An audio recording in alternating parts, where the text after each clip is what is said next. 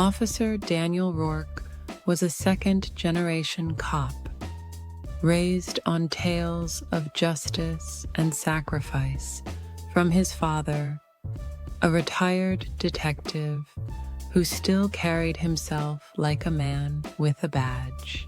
In the suburban sprawl of Derby Heights, where petty crimes often outnumbered serious offenses, Rourke had built a reputation for being incorruptible, a man whose patrol car was always clean, whose reports were never late, and whose temper never got the better of him.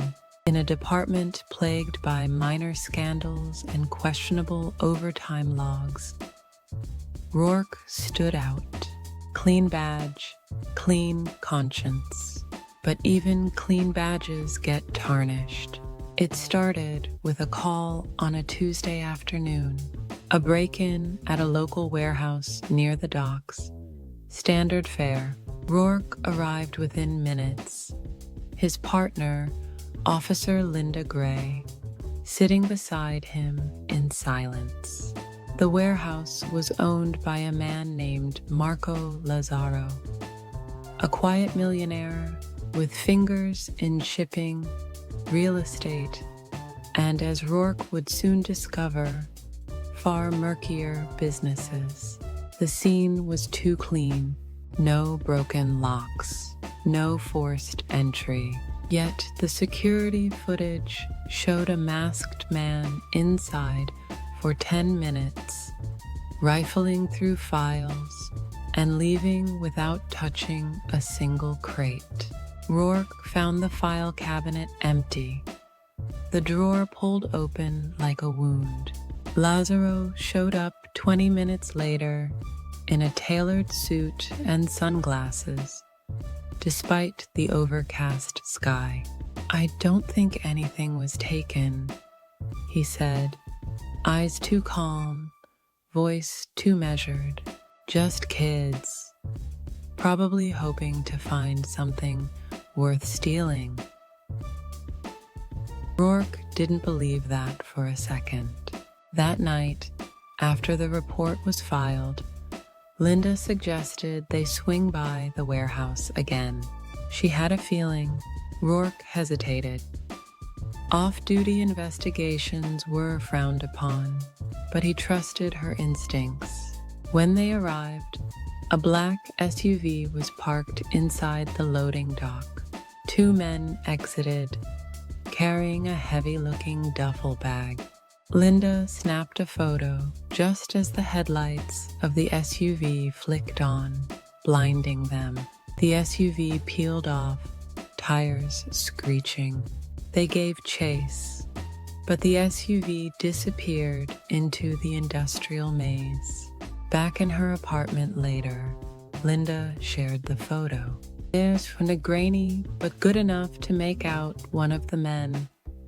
Captain Sam Dorsey, their superior officer. "Tell me that's not who I think it is," Linda whispered. Rourke stared at the screen, the blood draining from his face.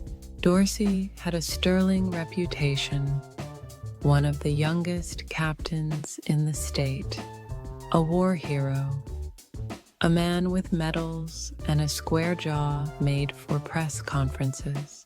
"This doesn't make sense," Rourke said, half to himself. The next day, they brought the photo to Internal Affairs. A man named Inspector Ruiz met with them behind closed doors. He seemed skeptical, then concerned, then dismissive. "We'll look into it, but be careful. These are serious allegations." That night, Rourke's patrol route was changed. Linda was reassigned to desk duty. 3 days later, she disappeared. Her phone went dark. Her apartment was empty. No forced entry. No signs of struggle. Just her badge on the counter and her uniform neatly folded on her bed. Rourke reported her missing. He filed official forms. He made phone calls. No one seemed to care. One lieutenant even suggested she ran off. Said she had family troubles. But Rourke knew better. Linda was the closest thing he had to family. They'd shared too many shifts, too many coffee breaks, too many nights confiding in each other about the broken system they worked within. The next morning, Rourke found an envelope in his mailbox. No name, no return address. Inside, a thumb drive. The footage on the drive was grainy and distorted, but unmistakable. It showed Dorsey in the warehouse again, this time opening one of the crates. Inside were military-grade weapons, RPGs, assault rifles, enough to arm a militia. In the background, Lazaro and another man shook hands. The other man, Inspector Ruiz. Rourke backed away from his laptop, heart pounding. The rot went deeper than he thought, much deeper. He copied the footage and locked the original in a hidden drawer. He had to find Linda, had to understand what she'd uncovered. But even as he sat in his dark apartment, lights off, curtains drawn, he knew someone was watching. Someone knew he had the footage, the clean badge. That was gone now. He was part of something else, a war, and it was just beginning. Detective Marcus Hale stared at the bulletin board in his dimly lit office. A tangle of mugshots, witness photos, and hastily scribbled notes connected by red thread. The murder of Councilman Peter Lang had exploded into a political circus, especially after a leaked phone call revealed the victim had tried to blow the whistle on systemic corruption in the department. The mayor was panicking. The department was closing ranks. And Marcus, he had no choice but to go rogue. He'd always been known as a clean cop, maybe too clean. While some of his fellow officers bent rules for convenience or self-preservation, Marcus played it by the book. But now the book was soaked in blood and riddled with holes. Something inside him had shifted the moment he saw Lang's lifeless body dumped in a back alley, his ID still in his wallet, a city seal pin clutched in his stiff hand. He pulled out his phone and texted the one person he trusted less than himself, Sasha Vance. "Marcus, we need to talk, not on city time." A reply came almost instantly. "Sasha, pick a spot, Marcus. That coffee shack by the river, 20 mid-morning." Sasha had once been internal affairs, but burned too many bridges. Now she freelanced, digging dirt on cops, selling pieces of the truth to whoever had cash and motive. She'd been circling Lang's case before his body hit the ground, and Marcus knew she had a lot more than she was letting on. They met under the hollow drone of an old space heater outside the shack, both nursing lukewarm coffee. Sasha's hair was pulled back tight, her eyes scanning Marcus like she expected a wire. "You're either desperate or dumb," she said, sipping. "Probably both." "Lang came to you, didn't he, before he died?" She hesitated. "Off the record, yeah. Said he had proof someone in the force was using precinct raids to cover up property grabs. redistricting, land seizures, stuff that made no sense unless you knew who stood to benefit. The new development zones. Sasha nodded.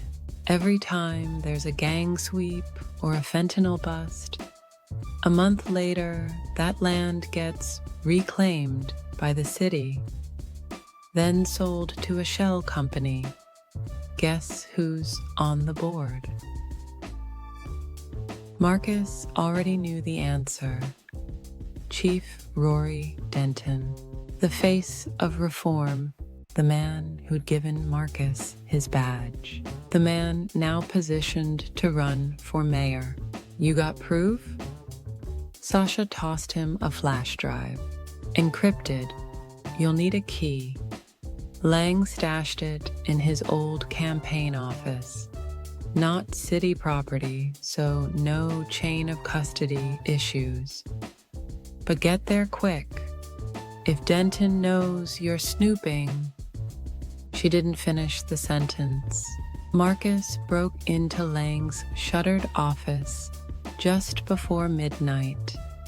The glow of the street lamp outside barely illuminating the dusty campaign posters and abandoned desks. It felt like walking into a crypt. He found the safe tucked behind a false wall panel, using the code scrawled in Lang's old date planner, his daughter's birthday. Marcus cracked it open and retrieved a single object, a silver pocket watch.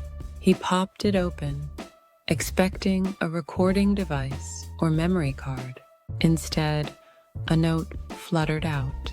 The real time is always behind. Trust the seconds. He turned the watch over.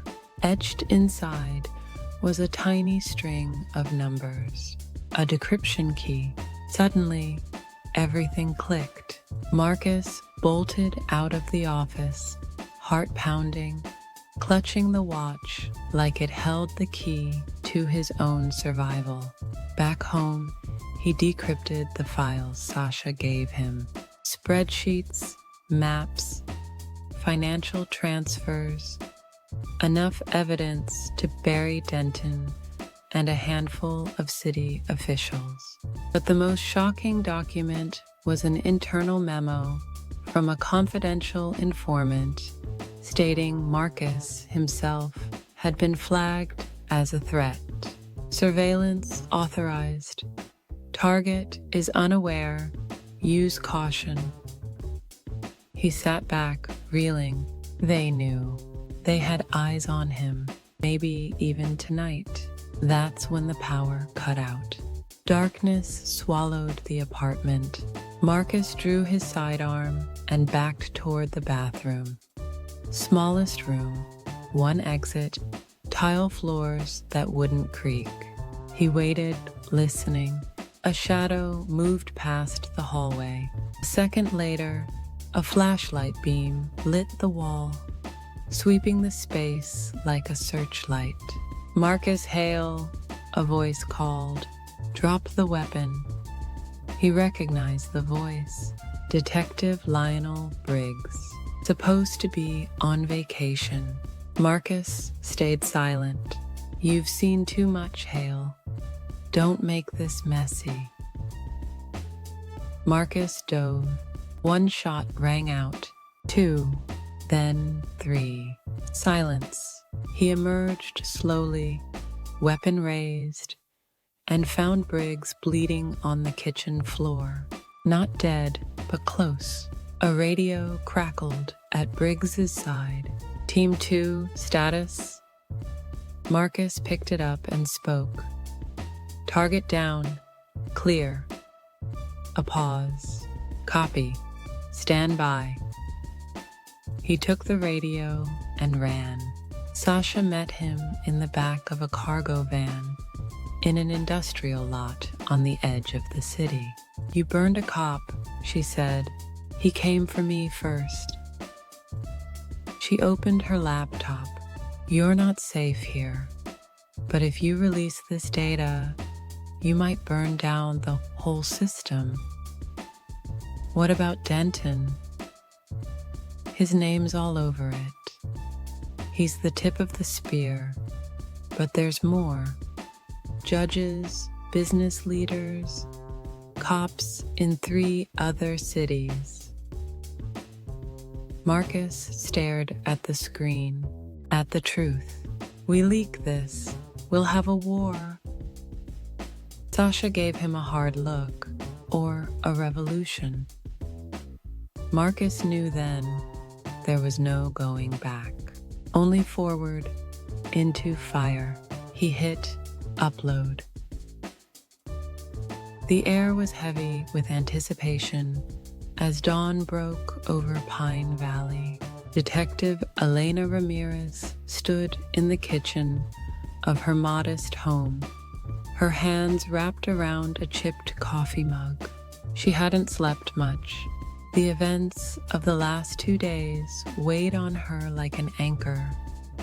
The corrupted alliance between Chief Harlan and Councilman Davis, the staged murder, the threats, and the haunting realization that her partner, Jason, might not be entirely clean.